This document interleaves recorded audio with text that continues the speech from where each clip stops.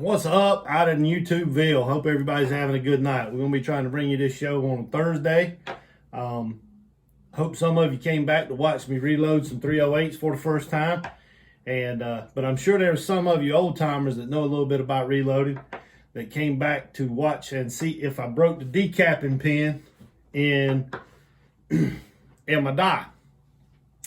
But fortunately, when I described the AFF brass, I had somebody call in, give me a call personally, not like I got a switchboard, and let me know that this AFF brass is Bourbon primed. Now, again, most of you know what Bourbon primed is. I did know what it was, but I did not recognize that this was, in fact, a Bourbon prime case.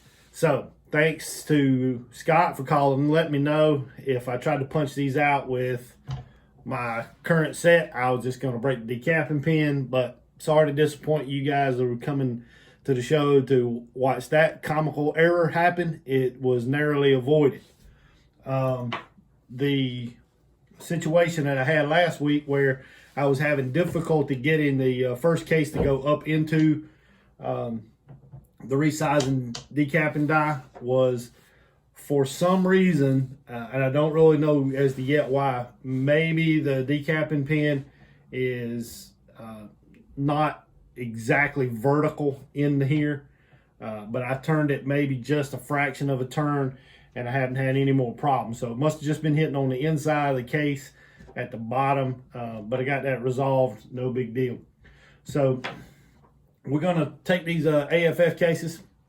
They're probably going to the scrapyard because I don't know how to deprime, nor do I intend to learn how to deprime or use Bourbon primers. Now, I have jumped ahead a little bit in the process, and I'm down to my last 5 of my first 50 cases, cleaning primer pockets. Same way we did with 9mm. No great art here, just make sure you got any foul and whatnot out. And fortunately, I had plenty of brass to pick from, and I went back and found 25 more federal cases. So we won't get that contrast of how they perform in my gun, but I'll be honest, I don't really know if I'm a good enough shot to make a good comparison.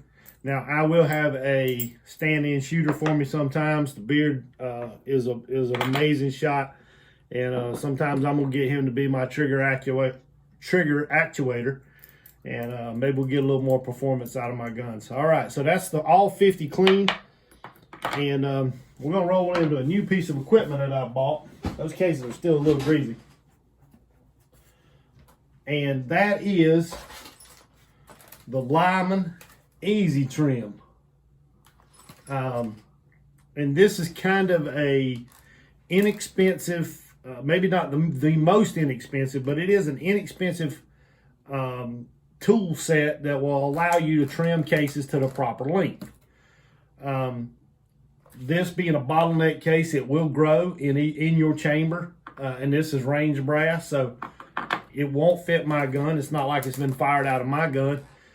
So it has grown, I'm sure, through the firing process.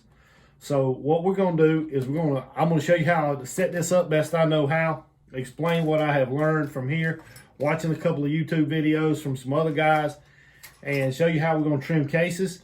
Then probably take a small pause while I find some cases of different lengths, and then show you how this thing works.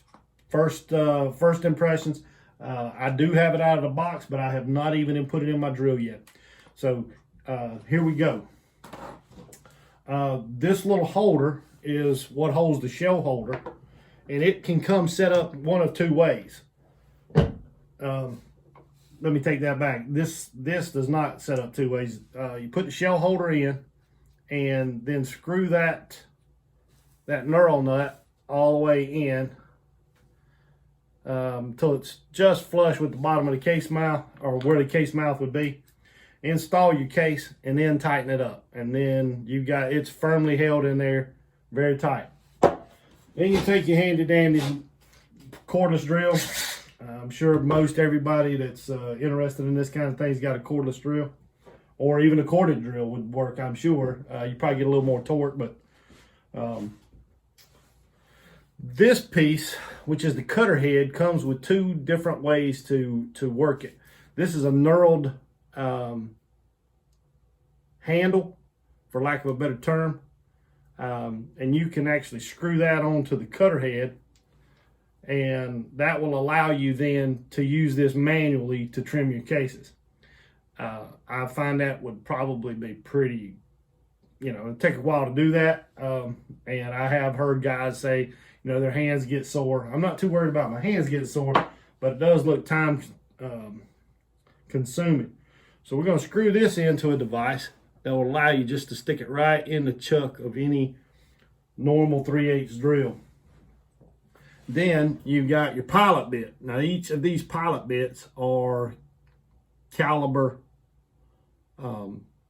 sensitive. You have one for each caliber that you need to trim cases on. Now this Easy Trim hang case trimming system comes with, let's see, what is it? 5 pilots. The 223, 243, 270, 308 Winchester, and 30-06. Well, obviously I picked the 308 because that's what we're going to be trimming. And then it has a set screw on the side. They even provide you with an Allen key to tighten it. Once that's tight, set that key aside, put it in your drill. Pretty simple stuff. We'll see how it works. I'm going to find some cases of different lengths. I'll be right back.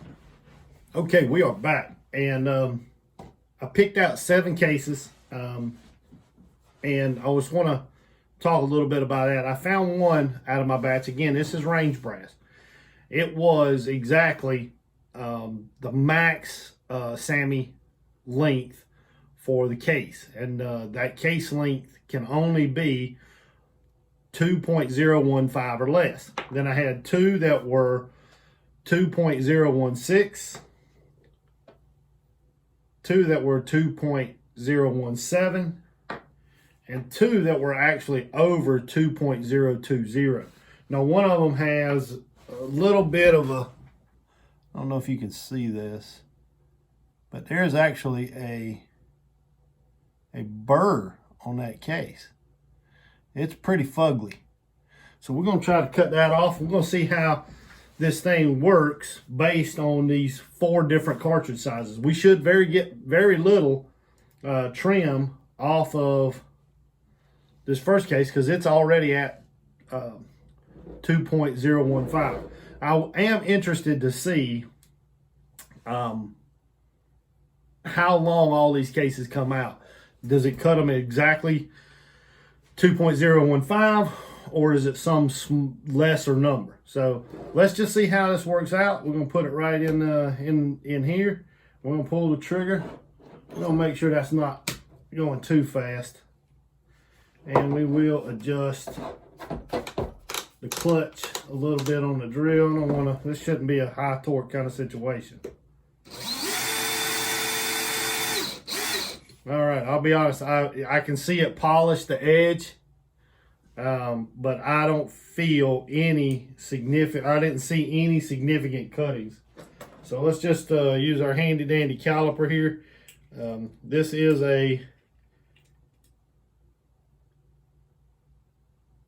we did trim it some. So now we're at 2.012. See if you can see that. With this set of dial calipers. And let's just see how this thing continues to cut the rest of these cases. Do they all come out really consistent, or are they kind of all over the place? I've heard a lot of good stuff about this system and the Lee system, which is actually less expensive. I could feel this was the 216 or 2.016, and there's definitely some cutting going on there. Now it was brief, but I could definitely feel that one. So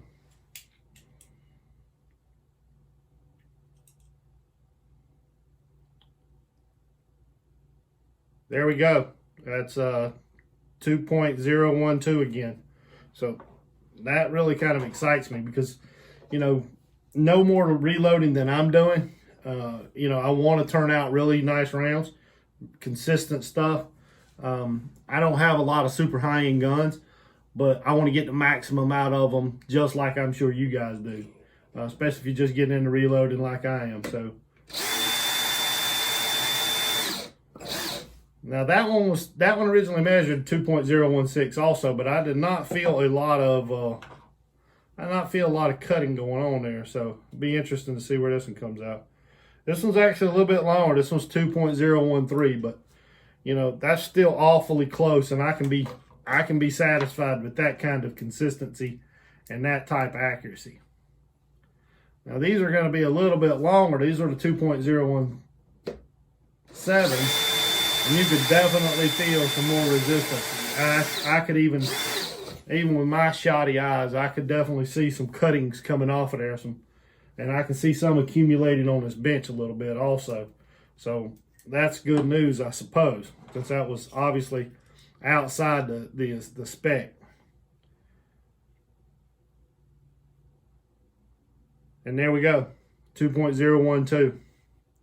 So I'm pretty happy with the way this is working out. We'll do this. I'm kind of looking forward to seeing what it's like cutting those really super long cases, especially the one with the really gnarly edge. You know, that's definitely going to interest me because I like I told you guys before, you know, the geek nature of this is part of my attraction. You know, the how fine you can actually get these things, how consistent and how accurate, you know, we can make all these measurements really has a lot of interest left for me. And you can feel it when it stops cutting. It just starts spinning really smoothly. And at that point, you know you're finished cutting. And so far, you've seen as many as I've done.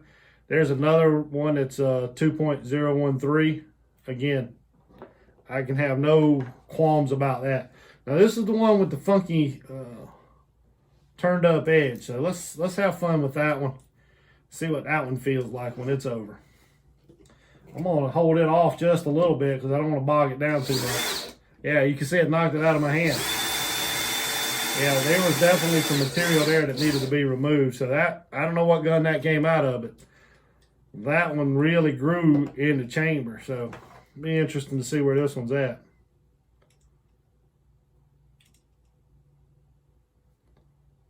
Uh, 2.012.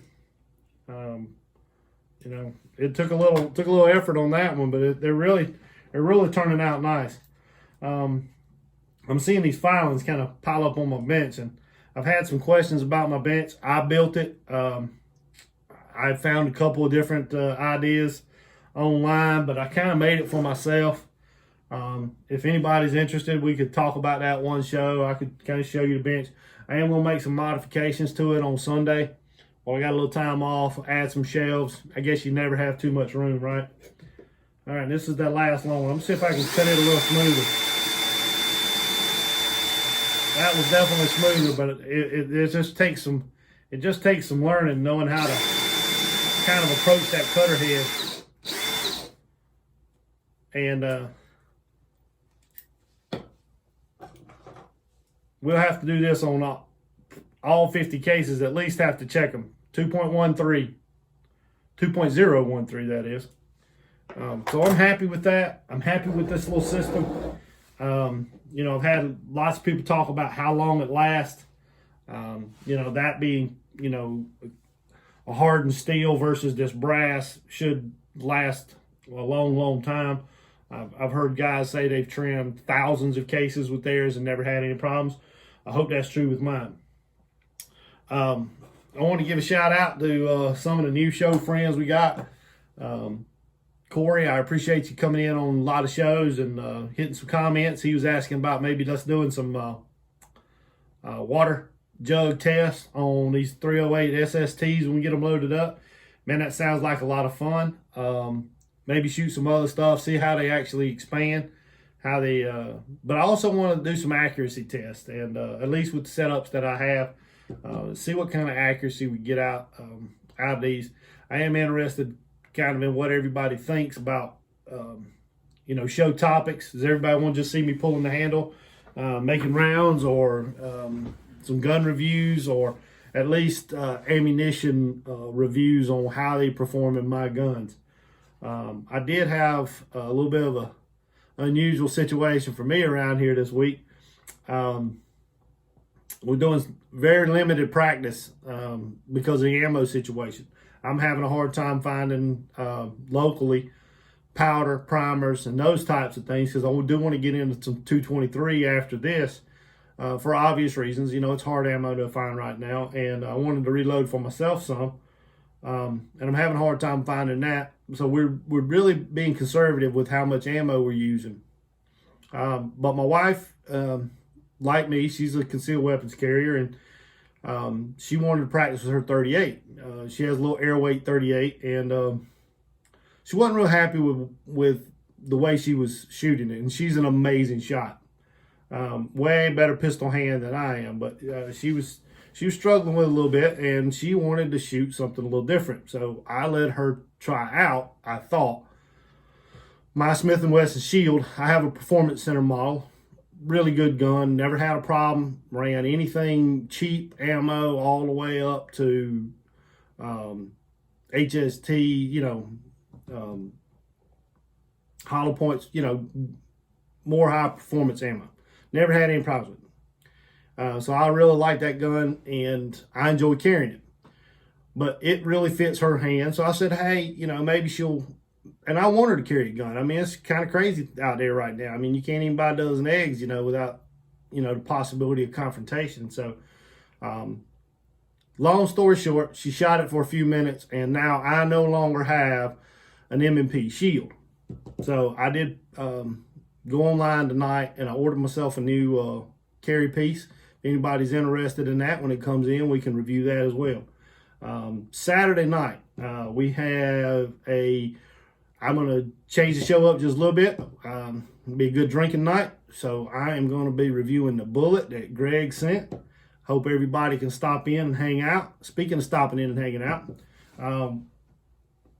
I had a chance to spend some time with some new friends of mine over doing a live stream. And me and the 6 guys that really supported me have talked about it a little bit. Maybe a live stream may be in our future. You guys hit the comments. Tell me if that's something you'd be interested in dropping in. 15, 20, 30 minutes, talk guns, reloading, politics in general, whatever. I'd like to do that if there's an interest out there. I don't want to talk to myself, but so we're going to close up with that. And I do want you, if you find any value in what we're talking about, what we're doing, how this is all coming together, if you find some value in it, hit the like, subscribe button. I'm really excited about doing this, and I want to continue to do it for a long time. And if you enjoy it, I'd love to see you hit that subscribe button. We'll grow this thing so that we can have some big live streams and all get in and build a little community. Hope everybody stays safe. Wash your hands, and we'll see you on the next one.